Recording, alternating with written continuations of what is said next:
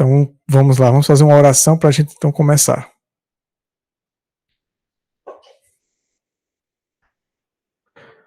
Oremos. Senhor Deus eterno, em nome do Senhor Jesus Cristo, nós te oramos.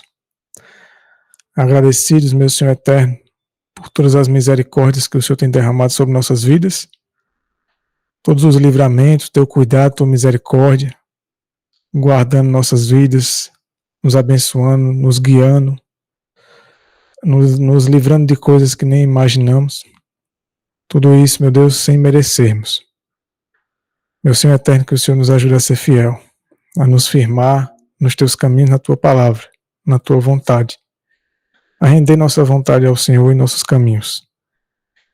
Mas esse dia, mais esse estudo, estamos aqui para aprender mais do Senhor, mais especificamente do Pacto Eterno, que o Senhor continue nos instruindo sobre esse tema, esclarecendo nossas mentes, nos concedendo o auxílio divino do Espírito Santo para nos conceder discernimento espiritual e nos ajudar a não só compreender, mas nos capacitar a viver, a nos firmar nesse pacto, a partilhar, a participar, a experimentar isso em nossas vidas pela fé.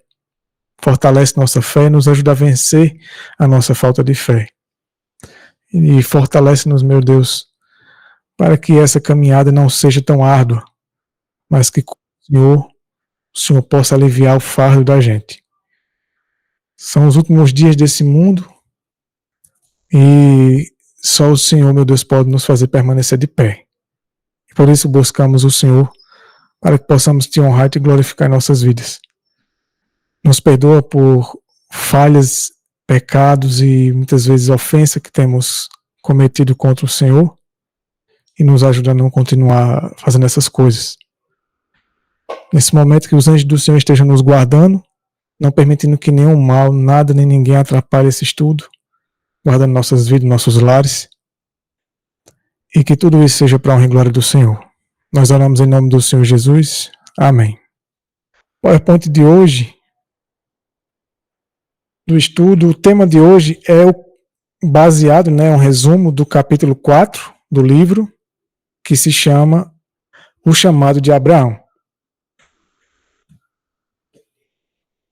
Então, o primeiro tópico, um altar. Aqui são palavras do autor, do Wegener. Onde quer que Abraão fosse, ele construía um altar ao Senhor.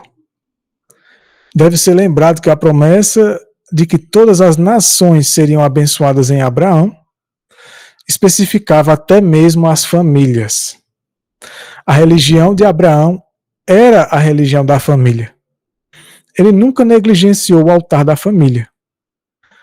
Essa não é uma linguagem figurativa vazia, mas a prática real dos pais a quem a promessa foi feita.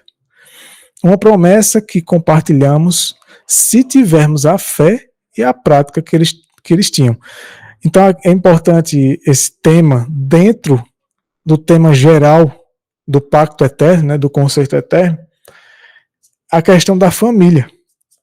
Foi quando Abraão ele caiu na questão familiar que então ele interrompeu, ele deu um desvio na promessa de Deus, na fé dele, na caminhada dele com Deus, na fidelidade dele a Deus. Foi justamente na questão familiar, na questão conjugal. Nessa situação que vamos falar bem um pouco mais para frente sobre Sara e Agar e toda aquela situação. E hoje vamos nos focar na questão da família de modo geral, porque é dito aqui que a religião de Abraão era a religião da família. Veja o que diz. Um exemplo para os pais. Deus disse a respeito de Abraão, está lá em Gênesis 18, eu sei que ele ordenará a seus filhos e a sua casa depois dele, que guardem o caminho do Senhor, praticando a justiça e o juízo, para que o Senhor faça vir, olha que detalhe importante, para que o Senhor faça vir sobre Abraão o que falou a seu respeito. Percebe que o final dessa passagem aqui, esse para que é a consequência do que ocorreria se Abraão ordenasse os filhos dele, né? E a sua casa, a sua família de modo geral, né? Ordenasse em que sentido? Instruindo-os, não só por palavra, mas por exemplo, a guardar o caminho de Deus, praticando a justiça e o juízo. Ou seja, a lei de Deus, né? Então, aí então é que Deus faria vir o que falou a Abraão, o que prometeu a seu respeito. Porque lembrem que foi dito que as famílias seriam abençoadas em Abraão, né? Todas as famílias da terra seriam abençoadas em Abraão, todas as nações, e é dito que a descendência dele seria inumerável, né? Tanto quanto a areia do mar, por exemplo, como Deus falou. Então, você vê a relação da família nisso tudo, né? Você vê a questão da família. Veja, o Egner fala aqui o seguinte, observe as palavras, ordenará a seus filhos e a sua casa depois dele, que guardem o caminho do Senhor em justiça e juízo. Diz assim, ele não simplesmente ordenaria que eles fizessem isso e depois deixaria o assunto a ser esquecido, né? Mas que depois que o mandamento fosse dado, o resultado seria que eles guardariam o caminho do Senhor. Ou seja, seu ensino deveria ser eficaz. Então, aquilo que Abraão faria pela família dele seria algo eficaz. Porque seria por meio da vida dele, do exemplo dele, e o ensino dele seria baseado na fé. Se ele tinha fé, confiança e dependência total de Deus, ele só confiaria na palavra de Deus. E, consequentemente, só ensinaria a pura e incontaminada palavra de Deus aos filhos. Por isso que o ensino dele seria eficaz, e por isso que diz que os filhos dele seriam ordenados a praticar, a guardarem os caminhos de Deus, a justiça e o juízo. Porque assim como Abraão, né, é tanto que lá em Gênesis 25 a 26, capítulo 25 a 26, Deus vai falar com Jacó, com Isaac, né, na verdade, que o pai dele, Deus falando a Isaac, que o pai dele, no caso Abraão, guardou os mandamentos, a lei dele, os juízos, e etc. Então, lembrando a ele, né, e a submissão de Isaac ao pai era porque ele via que o pai de fato também era submisso a Deus. E vamos então entender como, pelo menos no sentido, não exatamente os detalhes, né? Porque a gente já tem noção de que era a palavra de Deus conhecida, né? Até ali. Aquele que Deus já havia revelado até ali a Abraão, que ele ensinava a família. Mas vamos ver a conduta de Abraão, como ele ensinava, né? Veja, o Egner diz aqui o seguinte, podemos ter certeza de que os mandamentos que Abraão deu a seus filhos e família, olha que importante isso aqui, não foram severos ou arbitrários. Isso aqui é importante. Nós os entendemos melhor quando consideramos a natureza dos mandamentos de Deus. Como Abraão, ele era fiel a Deus por conhecer o caráter de Deus, a pessoa de Deus, o que Deus era para ele, o que Deus fazia por ele e nele.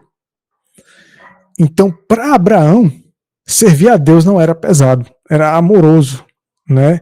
Era algo prazeroso, né? Para Abraão.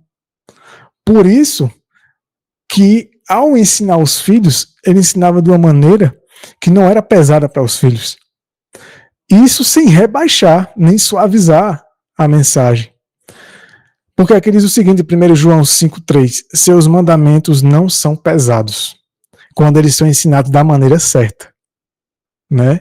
Quem torna os mandamentos de Deus pesados é o homem. Aquelas pessoas que são desequilibradas, que não sabem ensinar, né? nem sabem viver e nem ensinar os outros. É dito em João 12,50 que seu mandamento é a vida eterna. Então, no mandamento de Deus, na lei de Deus, contém a vida eterna. Ele dá vida, né? Ele dá vida à pessoa. Então, um detalhe aqui muito importante que a gente agora vai ler alguns textos do Espírito de Profecia. Vamos ler vários textos do Espírito de Profecia.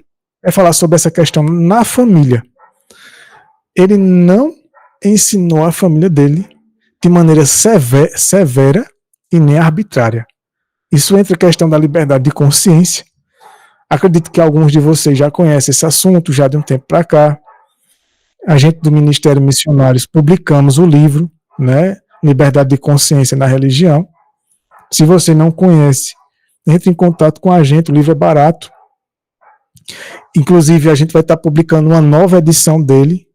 É um livro que eu gosto muito desse conteúdo, gosto muito desse livro. E ele passou por uma revisão, algumas correções, e foi incluído notas de rodapé, que não havia na edição anterior. Vários textos de Ellen White da Bíblia foram incluídos nessa nova edição.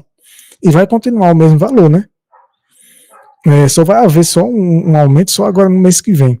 Mas pouca coisa. Mas esse assunto é tremendo. Vamos dar uma conferida aqui no que Ellen White fala sobre isso que a gente leu agora. E você vai entender como que os mandamentos de Deus não são pesados. Porque para algumas pessoas são pesados. Existem alguns fatores, né? Às vezes é o próprio indivíduo que é obstinado, que é duro de coração, realmente ele recusa e ele enxerga aquilo como um peso porque ele está escravo do pecado e de Satanás, e para ele prazer é o que é carnal. Mas existe também pessoas que estão predispostas à fidelidade a Deus e à lei e aos mandamentos, mas muitas vezes são ensinadas pelas pessoas erradas. Né? São as pessoas que ensinam da maneira errada e acabam afastando o indivíduo. Assusta. Sabe quando você tenta se aproximar de um passarinho? Se você se aproximar de um passarinho assim na natureza, de maneira brusca, agressiva ou descuidada, ele vai fugir de você fácil.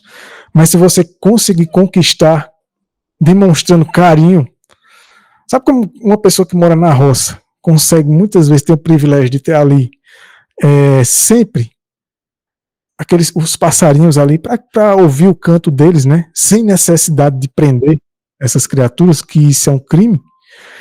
É você colocando comida, demonstrando para aquelas criaturas, para aqueles passarinhos, amor por eles, né? Cativando eles, conquistando eles, conquistando a confiança deles, cuidando deles. Você faz eu não sei como é que se chama, irmãos, me desculpa a ignorância, mas o pessoal faz uma coisinha lá que bota comida para eles e eles vêm. E ali a pessoa tem ali aquela riqueza de ver aquelas criaturas cantando ali, comendo bem próximo. E daqui a pouco aqueles animais já não sentem tanto medo da pessoa. E isso é um princípio que deve se adotar na nossa vida. Vamos ler algumas coisas do livro Orientação da Criança, sobre a questão de como os pais... Veja, Abraão,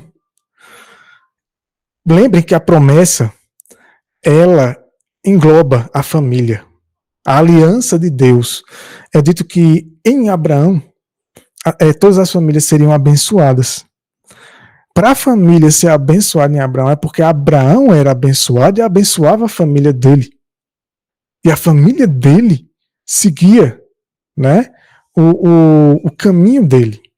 Não diria que todos, mas pelo menos acredito que os mais imediatos ali, os primeiros ali da família dele. E aqui no Espírito de Profecia vai estabelecer alguns princípios muito importantes de como lidar com os filhos, né? Até mais para frente a gente vai falar também da questão do marido e esposa. Aqui diz o seguinte, né? O que vocês vão ver daqui para o final, o que é que isso tem a ver com o pacto eterno? Além do que eu já falei até agora. Diz assim: vossos filhos são os membros mais novos da família do Senhor, irmãos e irmãs confiados ao vosso cuidado por vosso Pai Celestial, a fim de que os preparais e eduqueis para o céu. Veja, se as famílias seriam benditas em Abraão, porque Abraão era abençoado, e qual era a bênção? Qual era a bênção? Lembram que o descendente, de onde viriam os outros descendentes, é Cristo? Em Atos capítulo 3, versículo 26, diz que ele foi enviado à humanidade para abençoar, primeiramente começando com os judeus. Aí a bênção lá, que é dito em Atos capítulo 3, versículo 26, é que ele iria nos abençoar em apartar cada um de nós de nossas maldades, de nossas iniquidades, né? Em nos converter. Então a bênção de Abraão na família dele era apartar os filhos dele e a esposa do mal. Ajudando, né? De que maneira? Vamos continuar. Veja que aqui, como a gente já viu que ele não era severo e nem arbitrário, um ditador. Vamos entender isso. A gente vai encontrar um equilíbrio. Quando os estáis manobrando, isso aqui ainda é Ellen White, com tanta aspereza, olha o detalhe, isso é Ellen White falando de quando os pais estão lidando com os filhos com tanta aspereza, né, grosseria, ignorância, como frequentemente o fazeis, considerais, aí ela pergunta, considerais que Deus vos chamará às contas por esse trato? Ou seja, ela está dizendo aqui, você percebe o que você está fazendo, que Deus vai te pedir contas disso que você faz, da maneira como você trata seus filhos. Então ela continua, não deveis tratar vossos filhos com essa aspereza. A criança não é um cavalo, olha a linguagem. A criança não é um cavalo ou um cão, um cachorro, para ser mandada autoritariamente segundo vossa imperiosa vontade. É forte nesse texto. É bem forte. Porque existe mesmo pessoas, e isso acaba se vai dessa maneira até a vida adulta daquela criança, isso destrói muita coisa na vida daquela criança. Ela cresce com muitos traumas e muita dificuldade de lidar com a vida e com muitas situações, apesar de não ser irreversível, porque conhecemos casos de pessoas que tiveram uma infância terrível, mas Deus reverteu isso, mas ainda assim é arriscado. E isso não quer dizer que os pais devam arriscar, né? Lidar com os filhos da maneira como ela está dizendo aqui que não deve. Vamos continuar. Ainda no livro Orientação da Criança, ela diz assim, ó, os pais que permitem que seu governo se torne um despotismo estão cometendo terrível erro. Você sabe o que é um despotismo? É uma pessoa que ela é tirana, autoritária, controladora. Numa linguagem mais moderna, é um narcisista, né? É uma pessoa que ela quer que os filhos, a esposa, sejam marionetes na sua mão.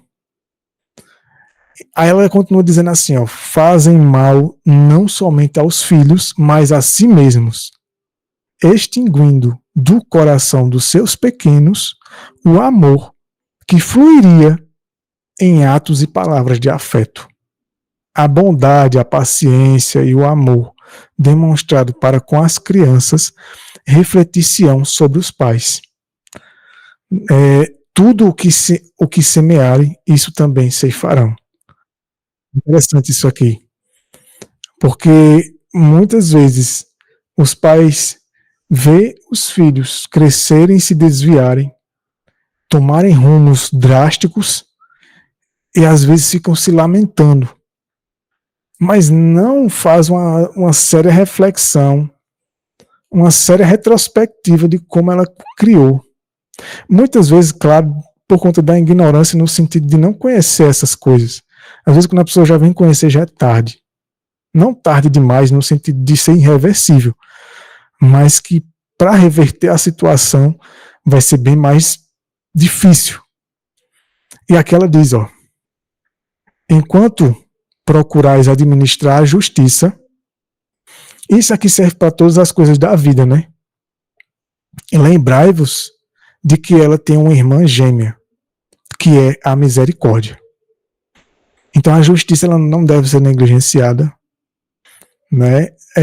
A educação, na educação deve-se haver sim a correção, né? E outras coisas que precisam ser aplicadas ali para corrigir os filhos, mas sempre se lembrando disso aqui, ó, da misericórdia junto. Esse é um ponto de equilíbrio que a gente só consegue com a justiça de Cristo, buscando a Cristo na vida. Primeiro, o indivíduo tem que ter esse equilíbrio na vida dele para ele poder transmitir isso para os filhos, né? Aqui diz assim, ó, as duas ficam lado a lado e não devem ser separadas. Constantemente nós separamos ou exageramos para a misericórdia, afrouxando a criação, a educação, a correção dos filhos e deixando os filhos fazerem muitas coisas que deveria se evitar, ou então somos severos demais, muito duros, muito rigorosos com os filhos, com a família de modo geral.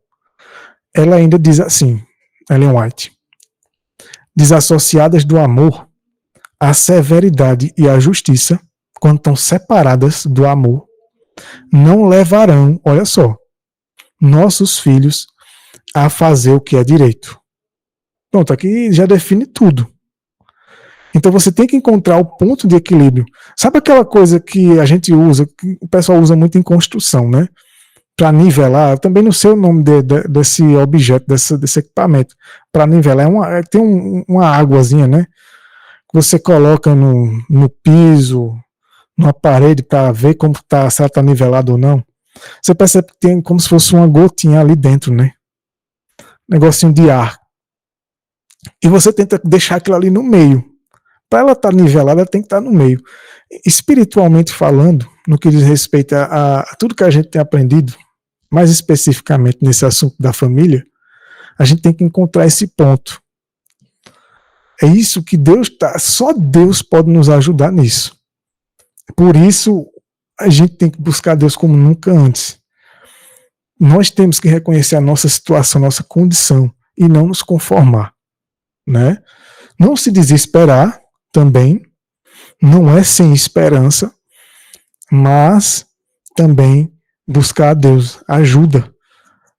Eu sei que nem todo mundo que vai assistir ou que está assistindo nesse momento tem filho, mas tem esposa, tem marido. Às vezes não é casado nem nada, talvez pretenda ser. Mas mesmo que não pretenda, tem as coisas da vida para lidar, porque são princípios. Mas voltando aqui diz assim, ó o que ela diz. Notai quão depressa neles, nas crianças, nos filhos, se desperta o espírito combativo. Quando o quê? Quando o indivíduo é severo e só aplica justiça, sem amor, sem misericórdia, sem paciência, sem mansidão, né? Sem cuidado, né? Sem tato para lidar com a criança. Ela fala que depressa desperta neles o espírito combativo. Acaba sendo um efeito contrário. Olha o que ela diz. Ora, há um modo muito melhor de dirigi-los que a mera compulsão. O impulso, né? A justiça tem uma irmã gêmea, o amor.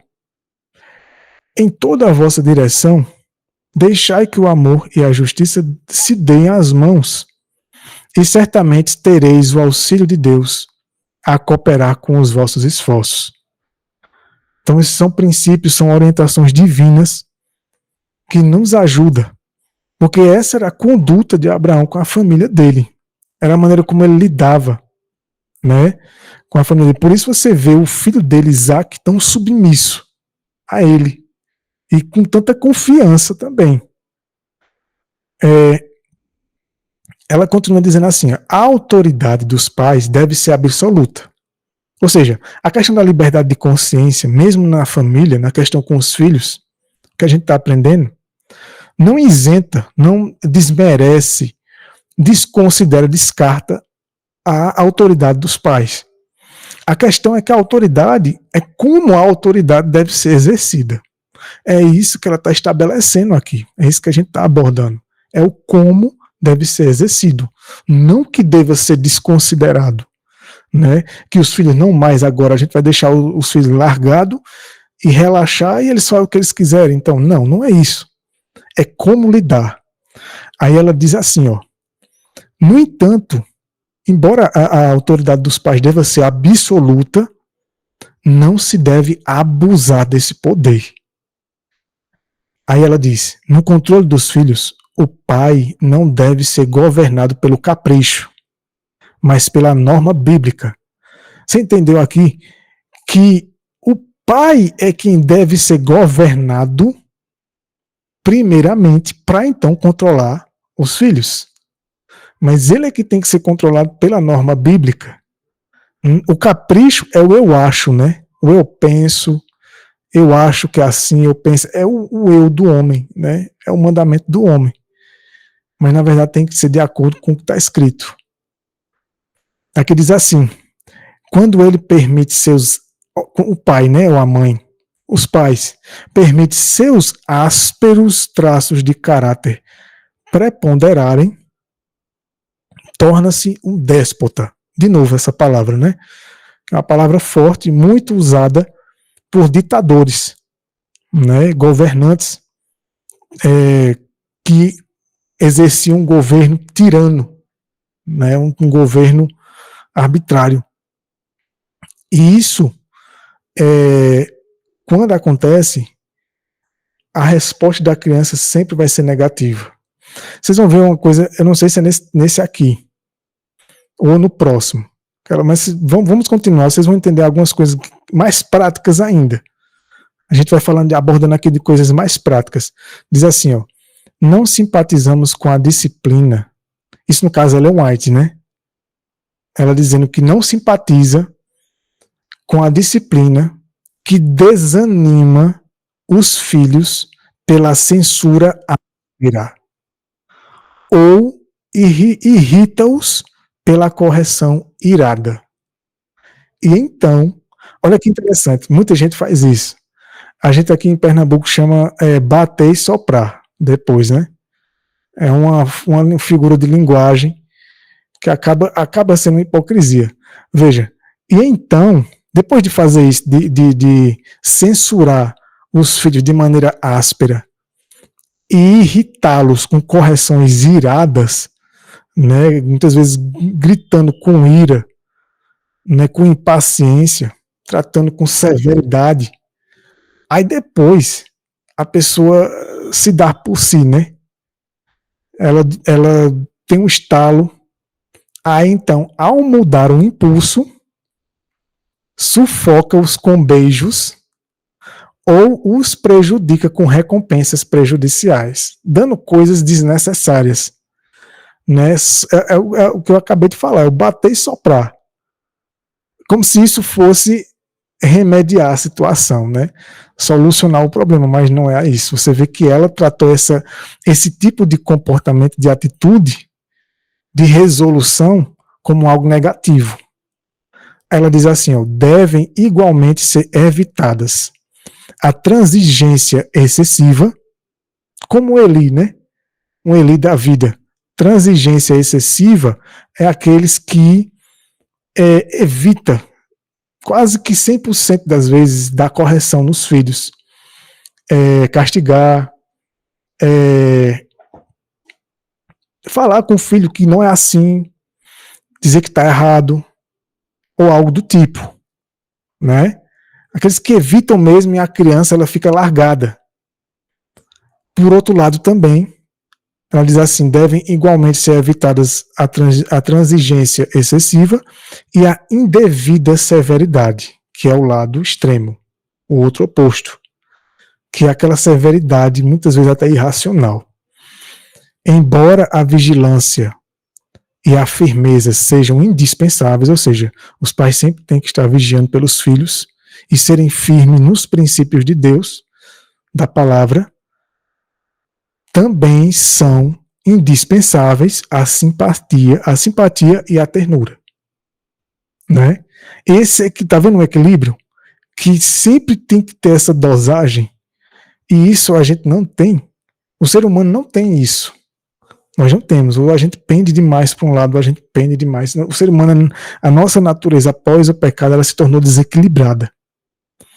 E só sendo participante da natureza divina, através da fé, recebendo a justiça de Cristo, ao renunciar à sua própria justiça, sua justiça própria, pela fé, e isso é uma caminhada individual e pessoal da experiência de cada um, de acordo com o conhecimento da luz que tem da palavra, é que o indivíduo vai conseguir alcançar essa experiência. Mas é uma experiência real, porque senão Deus não teria inspirado isso. E é necessário para que essas famílias, porque veja, quando é dito lá de Abraão que todas as famílias, o pacto eterno, seriam benditas com Abraão e herdariam a terra, né?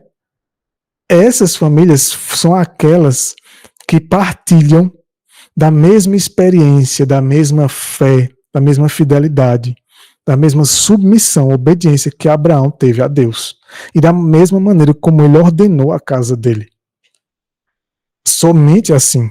Veja, inclusive, ainda hoje, nesse estudo, e a gente já conseguiu tirar essa conclusão também no estudo passado, família, herdeiro, os herdeiros que Deus estava prometendo a Abraão, não eram os do sangue dele, mas eram herdeiros para a vida eterna.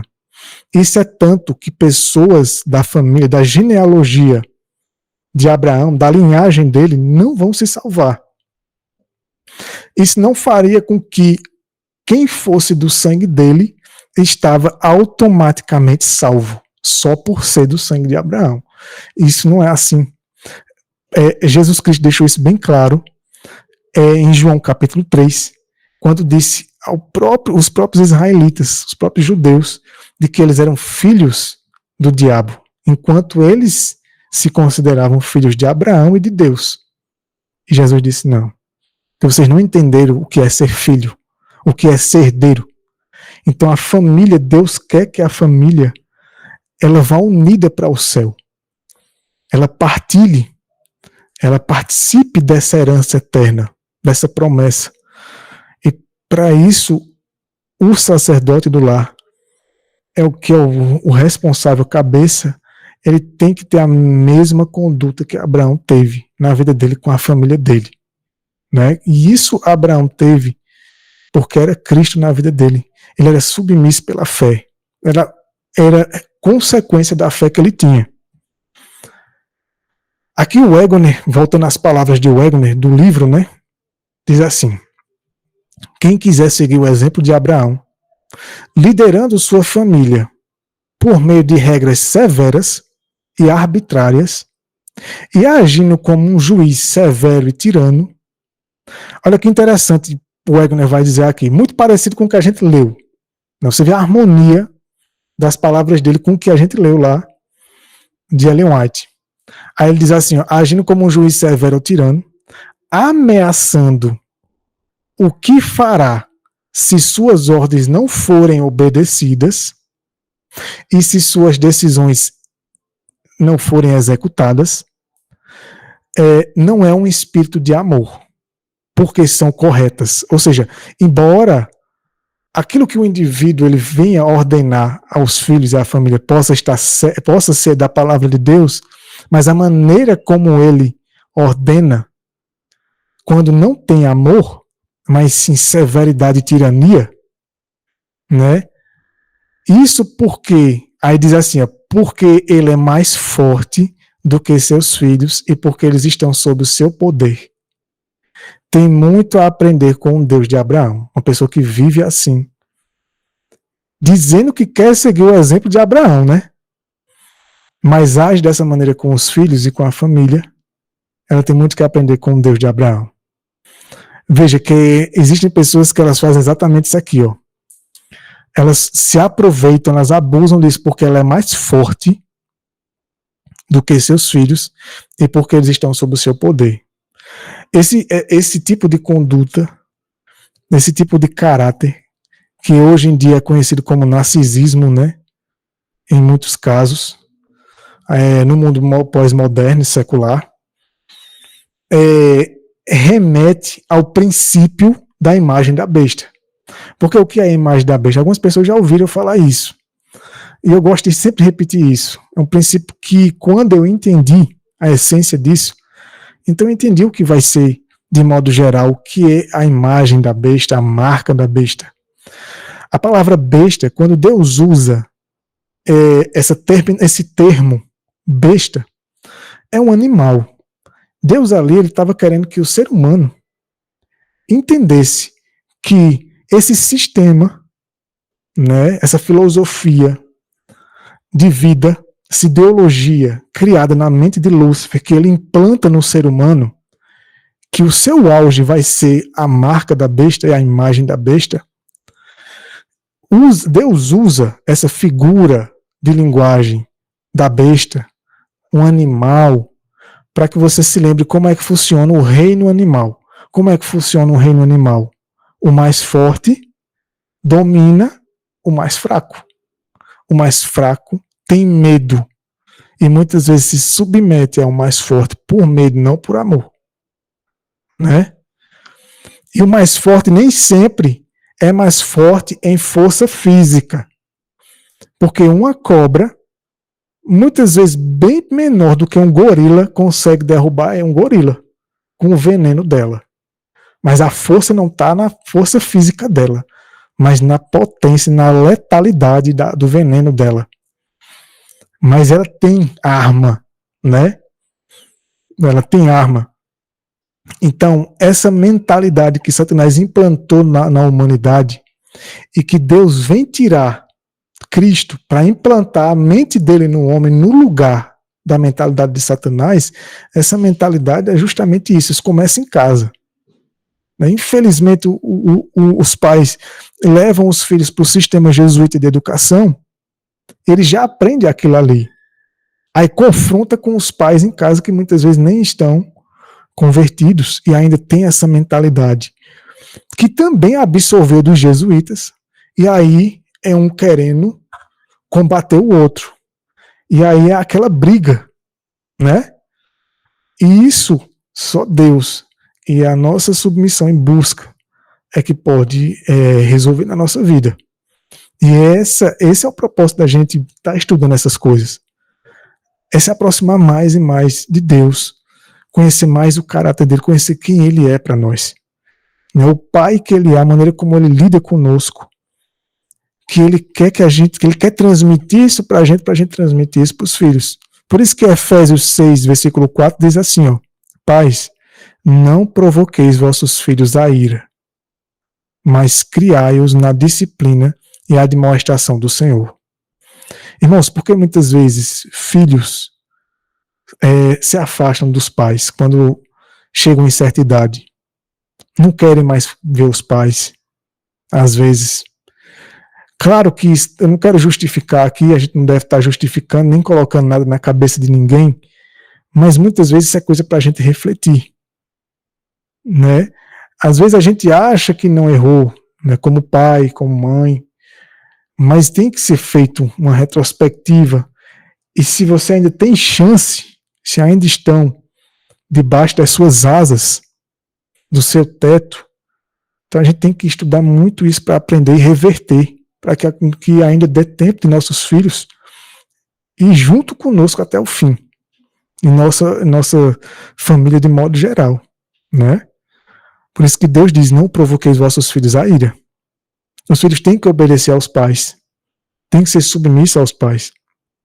Mas nisso, aprenda a conquistar de maneira amorosa e não pela força ou pela severidade, né?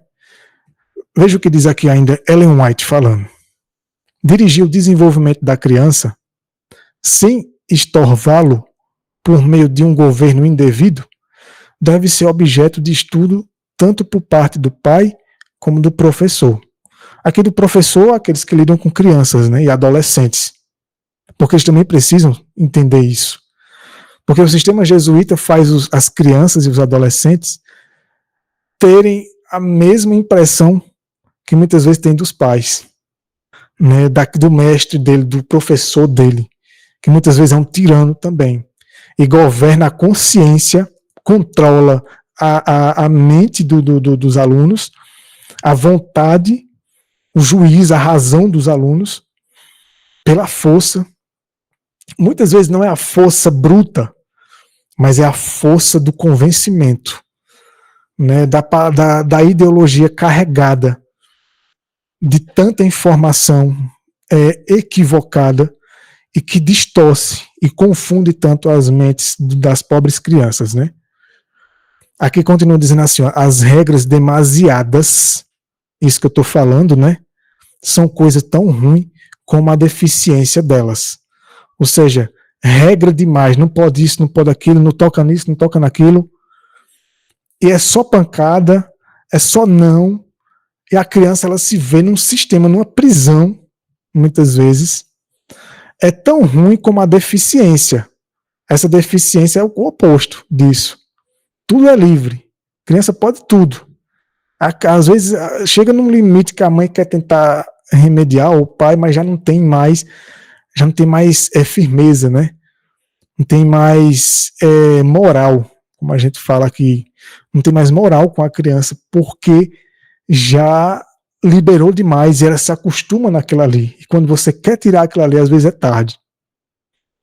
Então, a excessividade, o extremismo nessas coisas aqui, por um lado e por outro, não faz parte do plano de Deus. O esforço para se quebrar, olha que interessante isso aqui, ó. O esforço para se quebrar a vontade de uma criança é um terrível erro. Quebrar a vontade.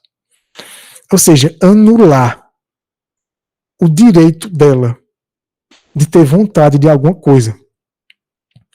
Claro que o pai e a mãe, eles têm que lutar com Deus e com a família, com os filhos, para que a vontade do filho sempre seja pela coisa certa. Mas essa coisa de quebrar da maneira equivocada, da maneira forçada, ela diz, é um erro terrível. Os espíritos são constituídos diferentemente, conquanto a força. Isso aqui é importante. Isso é o resultado. Conquanto a força, ou seja, o ser grosseiro, ser duro, ser severo, ditador, possa conseguir uma submissão, olha a palavrinha-chave aqui, ó, aparente, ou seja, uma submissão meramente exterior, mas lá dentro a criança está altamente insatisfeita, com raiva, com ódio, não está fazendo aquilo por amor, né? Não faz aquilo por respeito, por gostar mesmo e por amor. Então ela diz, com quanta força eu posso conseguir uma submissão aparente? Com muitas crianças, o resultado é uma mais decidida rebelião do coração. A pessoa muitas vezes, os pais muitas vezes não sabem o monstro que estão criando. Infelizmente, mesmo que o pai ou o professor consiga impor a sujeição que deseja, o desfecho poderá ser não menos desastroso para a criança. Ele até pode conseguir aquela sujeição temporária, mas um dia, igual um preso, sabe, um criminoso, um detento, quando desses que são que foram bem maltratados mesmo, quando eles encontram uma brecha, aí eles tentam fugir. Né? Então, um dia, o filho, ele ganha asas. E aí ele vai fazer tudo, né, o que ele queria fazer e que ele era restringido de maneira irracional a não fazer. E muitos de nós sabemos disso. Talvez ele encontre de novo os caminhos de Deus. Muitas das coisas não foram em vão do que os pais disseram, mesmo que fizeram a aplicação da maneira errada, mas há duras provas e com risco de perca eterna. Ela diz aqui, permitir que os filhos, sob o vosso cuidado, tenham uma individualidade, como vós mesmos. Sempre procurai guiá-los, mas nunca forçá-los. Olha a questão da liberdade. Quando eu dou esse assunto da liberdade de consciência em estudo, eu nunca cheguei a tocar assim nos assuntos sobre família, porque é mais delicado. Mas estudando esse assunto, pesquisando esse assunto com o espírito de profecia, e aí encontrei essas pérolas, né? E aí já abrange o assunto da liberdade de consciência, né? Já linka com o assunto, soma, né, ao assunto. E essa individualidade, eu sei que não se deve ser para deixar que os filhos façam tudo o que quer, mas é trabalhar nela, assim como Deus trabalha na nossa. Deus não nos força, mas Ele vai trabalhando com a gente, demonstrando o amor dele por nós, o cuidado dele, nos mostrando o perigo lá da frente, das consequências das escolhas erradas que a gente toma, mas mesmo assim sempre mostrando o cuidado dele por nós, sempre cuidando de nossas vidas, sempre nos livrando do mal, sempre nos dando o que necessitamos. Quanto mais a gente se aproximar, mais fiel a gente buscar ser as palavras dele, a gente vai partilhando mais ainda dessas bênçãos, porque elas sempre estiveram lá. A questão é que a gente se recusa a partilhar delas, né? E isso é o que os pais têm que fazer com os filhos. E isso na família de modo geral. Era assim que Abraão. É dessa bênção. Ou melhor, é quem partilha, quem experimenta essa vida dessa maneira, é que vai partilhar da bênção eterna, do pacto eterno. Ellen White diz aqui, uma criança pode ser ensinada de maneira a não ter vontade própria e ser como um robô. Sua individualidade pode emergir na da pessoa que lhe dirige o ensino. Sua vontade, para todos os intentos em desígnios, está sujeita à de seu mestre. E aí ela se torna uma pessoa sem personalidade. Ela se torna uma marionete, vítima daquela pessoa que a controla, seja mãe, seja pai, ou os dois, muitas vezes até no sistema de educação também dos professores, e ela mais tarde, veja, vamos continuar lendo, as crianças assim educadas serão sempre deficientes em energia moral e responsabilidade como indivíduos. E aí a gente vê nas criações que tem eu vou falar assim dessa maneira, um sistema muito afrouxado, muito liberal. Você vê que as crianças, isso porque, inclusive é interessante isso também, até mesmo aqueles que são liberais, no fundo você vê que ela mesmo assim ela ainda tenta controlar, ela deixa a criança, o filho, às vezes até neto, fazer o que quer para agradar ela, mas no fundo, é querendo algo em troca. Ela agrada, deixando a criança fazer a coisa errada, mas ela quer em troca a submissão também da criança. E às vezes a criança não percebe isso. E nem a pessoa. E tem o outro lado, né, que é o lado que quer na força. Tem gente que quer na barganha. Mas, na verdade, isso tem que ser conquistado no amor. E na justiça. Claro. Demonstrando a obediência a Deus, para que a criança possa ter o exemplo diante dela, e também ensinando ela, né? Como Cristo ensinava. Cristo não ensinava somente por palavras, mas ele levava os discípulos com ele.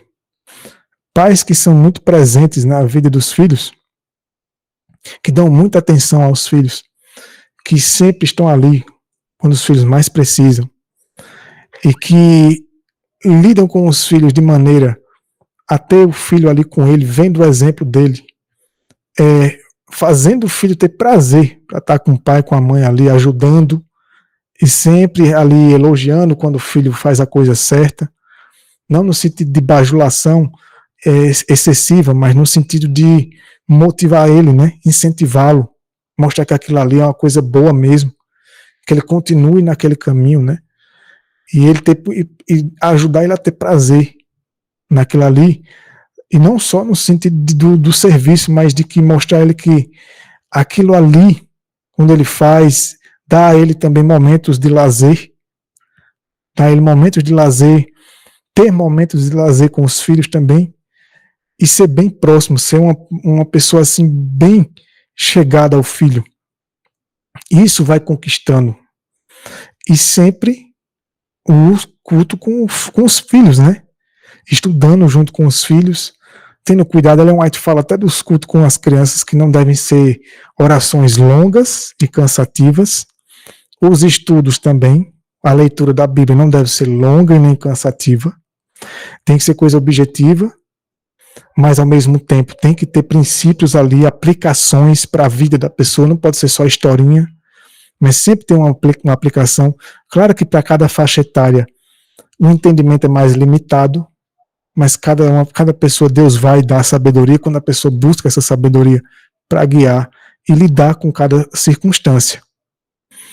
Então, aqui diz assim, ó, não foram ensinadas a agir movidas pela razão ou por princípios.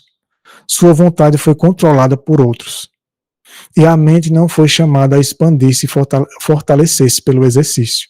E aí um dia, quando ela crescer, ela não vai saber tomar decisões na vida, ela vai se ver em situações muito difíceis e não vai saber o que fazer, e sempre vai querer estar com os pais, nunca vai querer sair da casa dos pais,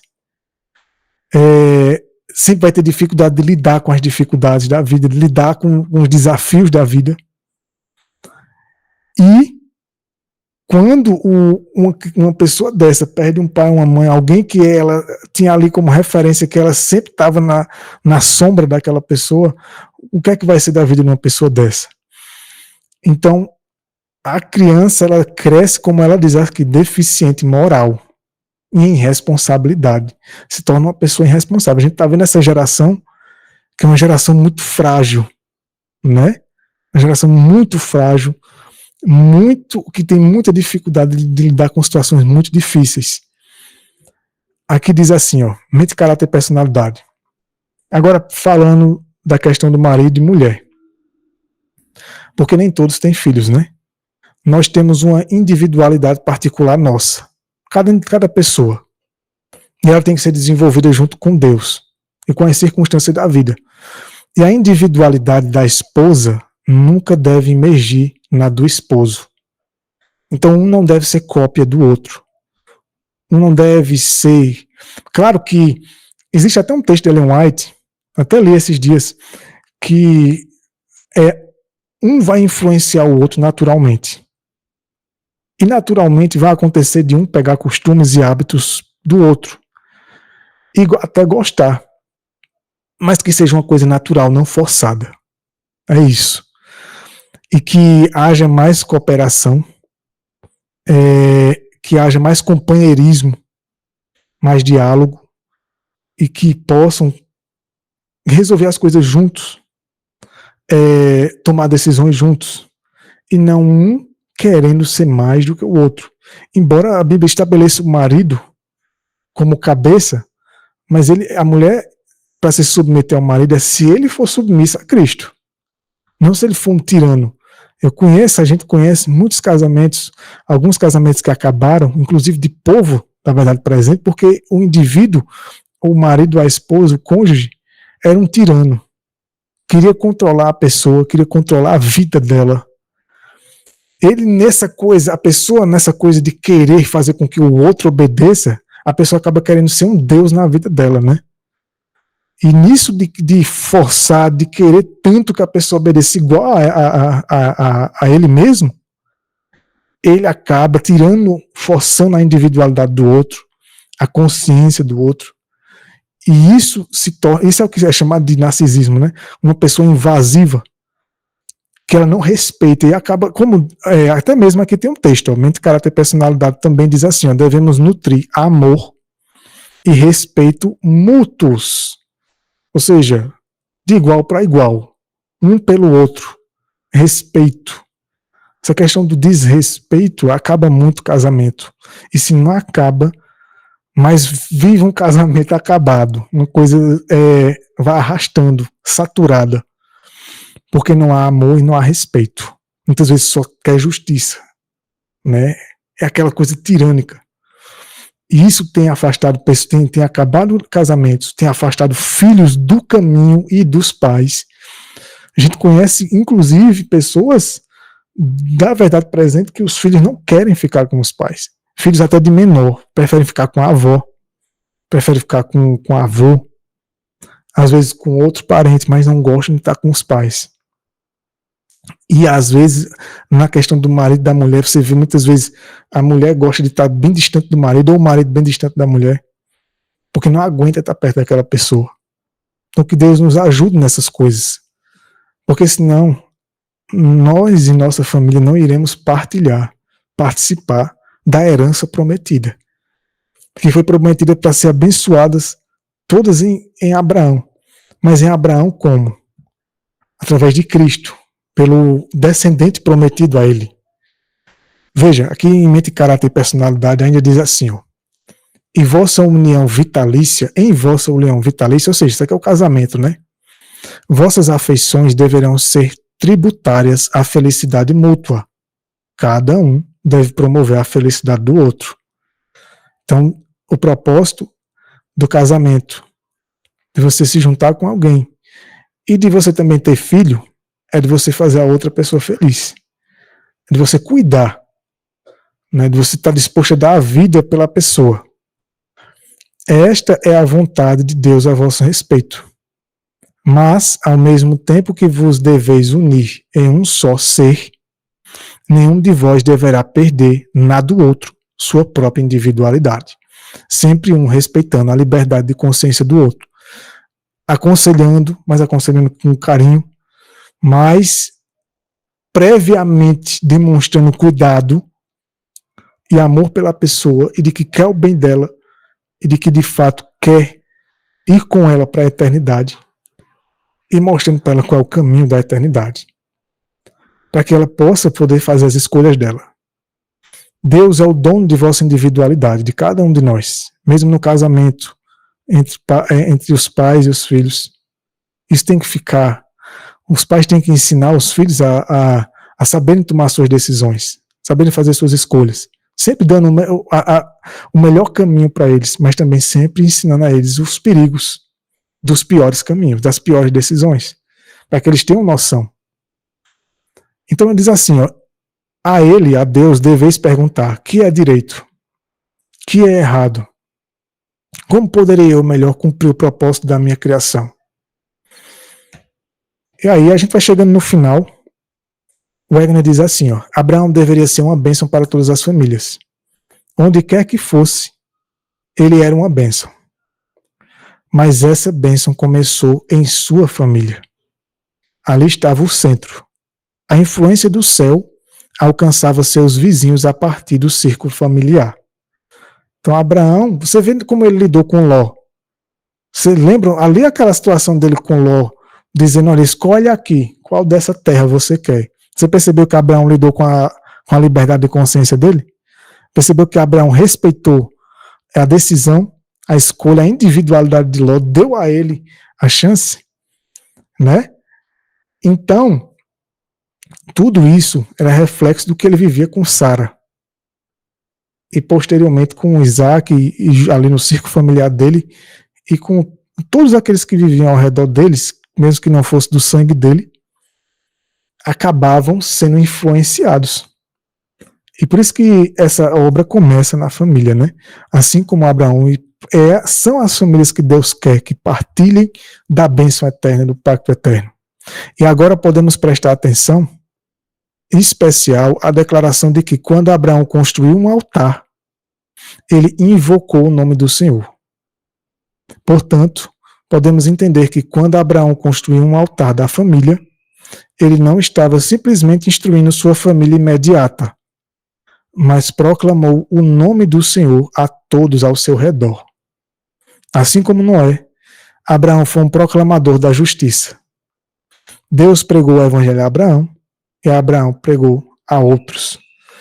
Então, o altar que Abraão construía, que ali representava o culto familiar, ali representava o cuidado dele, trazer Deus, a presença de Deus para dentro da casa dele, para próximo da família dele, para próximo dos filhos dele, mas principalmente buscando primeiramente para ele mesmo, para que então ele pudesse compartilhar aquilo com a família.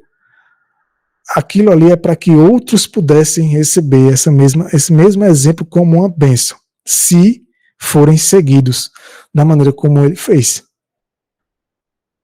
Repetição da promessa. Gênesis 13. Então diz assim, o Senhor disse a Abrão, depois que Ló se afastou dele: levanta agora os olhos e do lugar onde estás, olhe para o norte e para o sul, para o leste e para o oeste. Toda a terra que vês, darei a ti e a tua descendência para sempre. Perceberam? Aqui diz que toda a terra que Abraão, você vê que Deus manda ele olhar para todos os cantos. E tudo que ele estava vendo, Deus disse que daria a ele para sempre. Então Deus não estava prometendo a ele a terra na atual condição, na condição de pecado, na condição caída, mas ele estava prometendo a Abraão uma terra que durasse para sempre. Ou seja, era a terra glorificada, né? A terra restaurada. E Abraão estava entendendo isso. Abraão sabia que Deus não estava falando de uma coisa perecível, uma coisa passageira, mas de uma coisa eterna. Então, ele vai e continua. Deus dizendo a Abraão: farei com que os seus descendentes sejam como o pó da terra. Se alguém puder contar o pó da terra, também os seus descendentes serão contados. Levante-se e percorra a terra em todo o seu comprimento e largura, pois eu lhe a darei. Então, aqui, veja que interessante, Deus estava dizendo que os filhos dele, os descendentes dele, e esses descendentes, preste atenção nisso. Quem eram eles? Vamos ler agora. Vamos ler alguns detalhes aqui. Não nos esqueçamos de que as promessas foram feitas a Abraão e a sua descendência. Ele não diz, aqui é uma citação de Gálatas capítulo 3:16, Paulo falando. A promessa não foi feita, embora ali no texto que a gente leu ainda agora, descendentes estivessem no plural, mas esses descendentes dependiam de um. Dependia de Abraão, sim, mas principalmente desse aqui, Diz assim, e a sua descendência. Ele não dizia aos descendentes, a promessa principal, como se falasse de muitos, mas como de um só. E a tua descendência. Isso é Paulo falando, que é Cristo. E os descendentes seriam os que viriam através de Cristo. Porque de Abraão, ele daria continuidade à linhagem que chegaria, à genealogia de Cristo. Por isso que os descendentes de Abraão seriam aqueles que seriam descendentes espirituais, da fé. Era esses descendentes, como a gente viu no estudo passado, que Deus estava prometendo a Abraão, que seriam por meio de Cristo. E aí ele diz aqui, aqui é o ego, né? Não há outra descendência de Abraão além de Cristo. E daqueles que são dele. Ou seja, daqueles que partilham da natureza divina, que estão revestidos de Cristo, em quem Cristo habita, pela fé. Daqueles que se entregam totalmente, entregam seu caminho, sua vida e sua família a Cristo, para que Cristo os governe. E na fidelidade, na fé e obediência a Cristo, esses partilham daquilo que Jesus Cristo disse: minha mãe meus irmãos são aqueles que fazem a vontade do meu Pai. E esses são os descendentes de Abraão. Por isso que, infelizmente, os judeus, até mesmo os evangélicos, infelizmente até mesmo no nosso meio, pensam que quando Deus estava falando para Abraão de descendentes, ele estava falando dos filhos do sangue de Abraão. E Deus não estava falando desses, embora alguns desses iriam partilhar dessa herança eterna. Mas não era desses somente que Deus estava falando. E não era por ser descendente de sangue, porque João Batista certa vez disse aos fariseus que Deus poderia suscitar filhos a Abraão das pedras. Ele aponta para as pedras e diz assim, se Deus quisesse, ele suscitaria filhos a Abraão dessas pedras aí. Não é descendência de sangue que garante a herança eterna ao indivíduo. A glorificação, o partilhar dessa descendência, mas é a fé e a fidelidade, a submissão do indivíduo a Deus. A mesma conduta, a mesma fé e fidelidade e obediência que Abraão teve e confiança que ele teve em Deus na palavra dele. Isso é o que garante. Portanto, continua o texto aqui, a incontável prosperidade prometida a Abraão é idêntica àquela mencionada nesse texto. E aí eu mencionei esse texto e agora a gente vai ler. Eu mencionei no estudo passado. Apocalipse 7. Lembra que Deus disse a Abraão que a descendência dele seria tamanha que ninguém poderia contar, como os grãos de areia da terra? Preste atenção nisso. Veja a associação agora de um texto com o outro. Coisa que a gente não tem o costume, talvez a gente nunca tenha parado para pensar. Apocalipse 7 diz assim, depois disso olhei. João, né? Essa é a visão de João. Olhei e vi uma grande multidão que ninguém podia contar. De todas as nações, tribos, línguas, povos e línguas. Lembra que Deus prometeu a Abraão que nações e reis iriam vir dele, da descendência dele? Deus estava prometendo essa descendência, essa multidão a ele. Era desses aí que João viu que Deus estava falando a Abraão. Não era dos descendentes da genealogia sanguínea da carne de Abraão. Não eram esses que Deus estava prometendo. Embora fosse uma consequência, humanamente falando, mas a promessa de Deus era algo eterno. Consequentemente, era esses aí que Deus estava prometendo. Interessante a gente nunca ter feito essa associação, né? Dessa visão de João dos salvos com a promessa da descendência a Abraão. Aqui diz assim, continua, estavam de pé diante do trono e na presença do Cordeiro, vestidos de vestes brancas, com ramos de palmeira nas mãos. Eles clamaram em alta voz, dizendo, a salvação pertence ao nosso Deus. Ou seja, é uma classe de pessoas que sabiam quem foi que o salvou, que não foi as obras dele, embora as obras deles fossem uma realidade, que eram obras de fidelidade, de obediência aos mandamentos de Deus, mas eles não confiavam em si, somente em Deus. E reconheciam, né, que não eram merecedores nem dignos. Né? A salvação pertence ao nosso Deus que está sentado no trono e ao Cordeiro e a Cristo. Então, um dos anciãos falou dizendo-me, estes que estão vestidos de vestes brancas, quem são eles e de onde vieram? Ele me respondeu, estes são os que vieram da grande tribulação. Falando aí do povo do tempo do fim.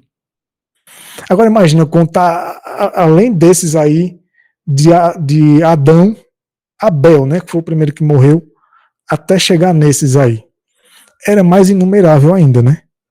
E todos esses aí eram aqueles a quem Deus prometeu a Abraão. Lavaram as suas vestes e as branquearam no sangue do Cordeiro.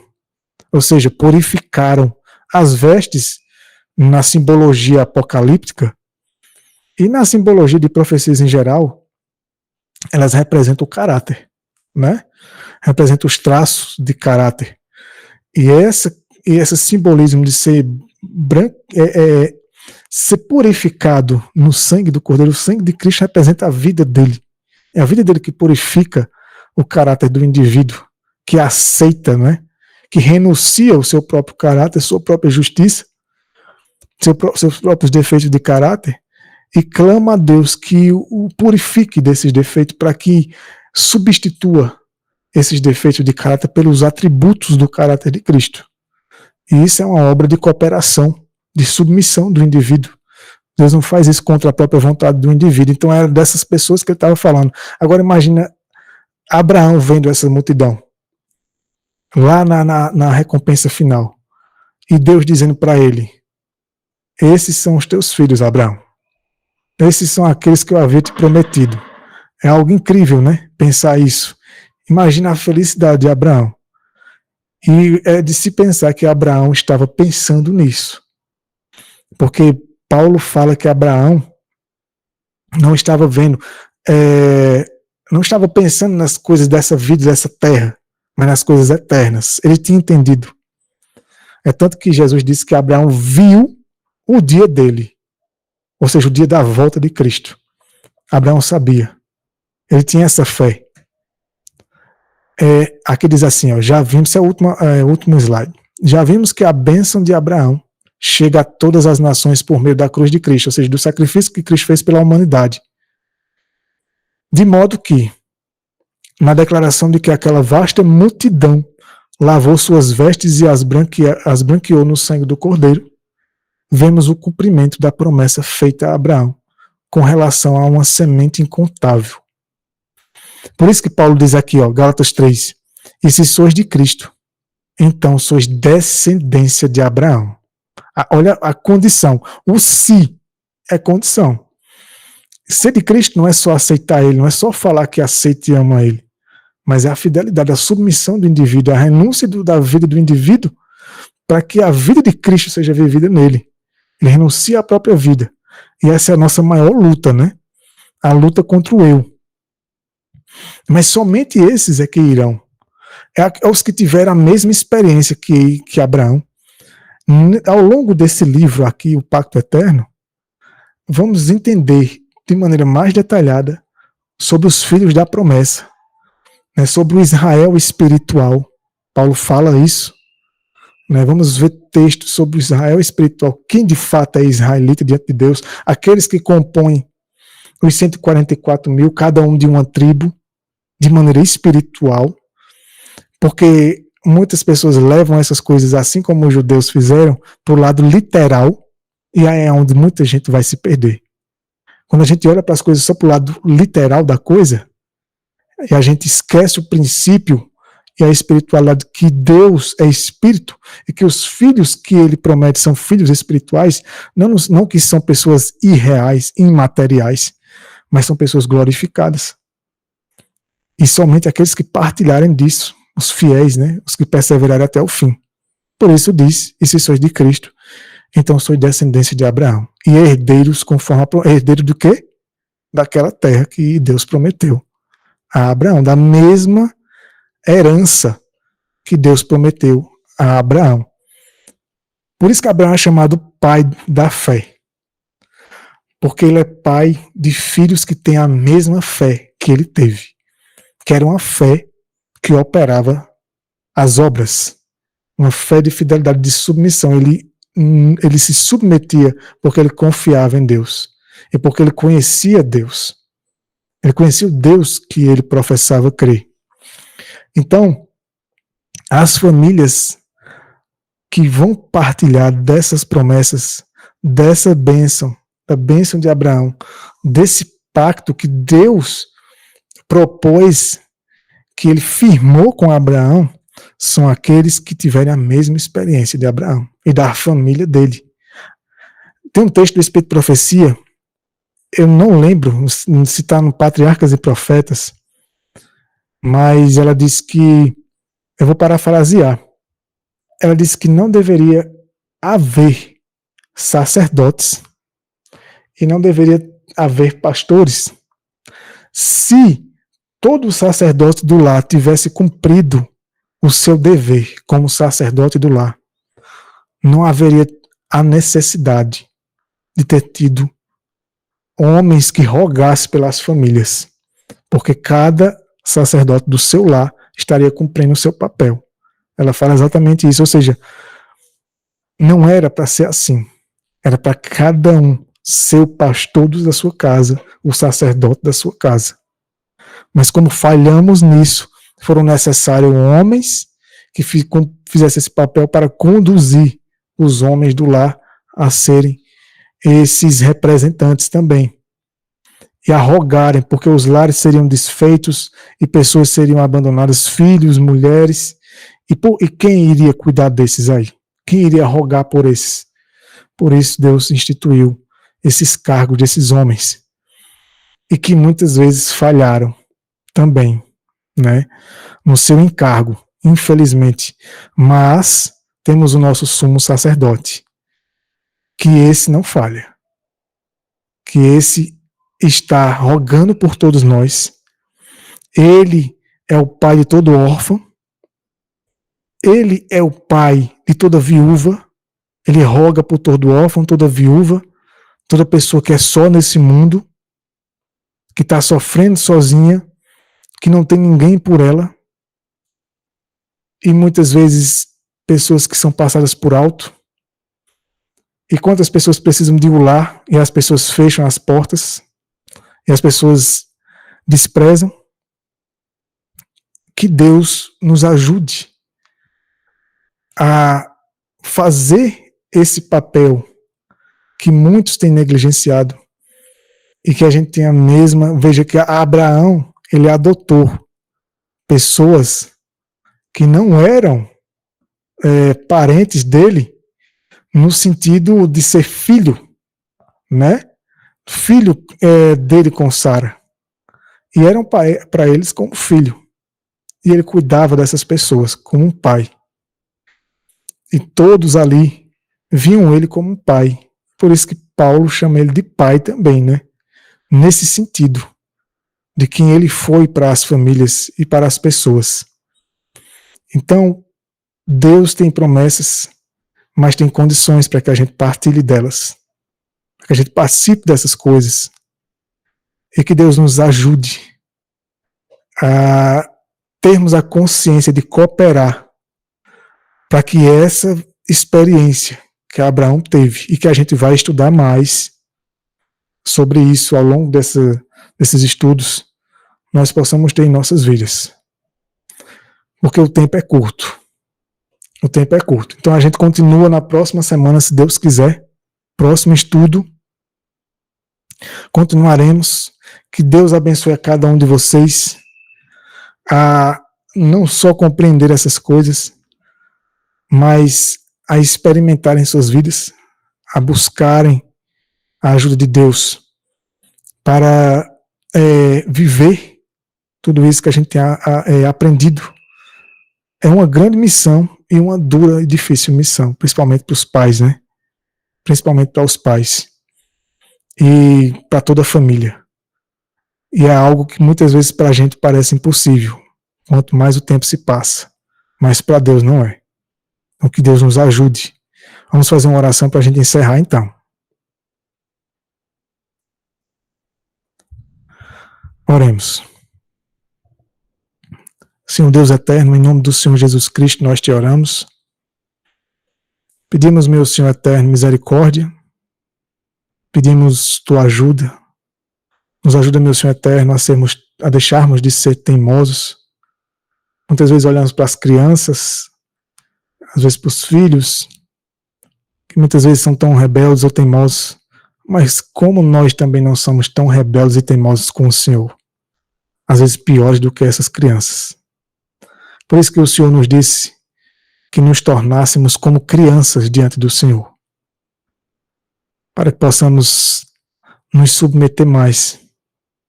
Que o Senhor nos ajude, meu Deus, a cooperar, a entender a importância de tudo isso e o bem que o Senhor quer para a nossa vida, quer exercer sobre nossas vidas. Que o Senhor, meu Deus, nos ajude a conhecer o teu caráter. Caráter amoroso, paciente, dedicado a cuidar de nossas vidas, nunca deixando nos faltar. Muitas vezes acontecem coisas que é nossa culpa, mas que o Senhor não queria que tivesse sido assim. Cuide das famílias, meu Senhor eterno, cuide de cada pai, cada mãe. Tem misericórdia dos filhos, daqueles que já perderam filhos, que já perderam pais. Que o Senhor os ajude. Que o Senhor ajude a cada um de nós, com nossas famílias, a irmos juntos até a eternidade. Esse é o teu plano, esse é o que o Senhor quer para todos nós. E que esse seja o nosso desejo. Ter nossa esposa, nossos filhos, as esposas, seus maridos, juntos para a eternidade. Que o exemplo de Abraão queremos continuar estudando nos próximos estudos que faremos, possa nos fortalecer em tudo isso e nos influenciar a não chegarmos mais ao Senhor. Obrigado, meu Deus, continue conosco nessa semana. Teu Santo Espírito continue conosco, nos guiando, nos ajudando. Que os anjos do Senhor continuem nos guardando nessa noite. A cada família que esteve aqui, aos filhos de cada um. E que o Senhor possa repreender o inimigo e os anjos maus para longe de nós. E que tudo isso seja para a honra e glória do Senhor. Obrigado por esse privilégio, por mais esse estudo. Nós te oramos em nome do Senhor Jesus Cristo. Amém.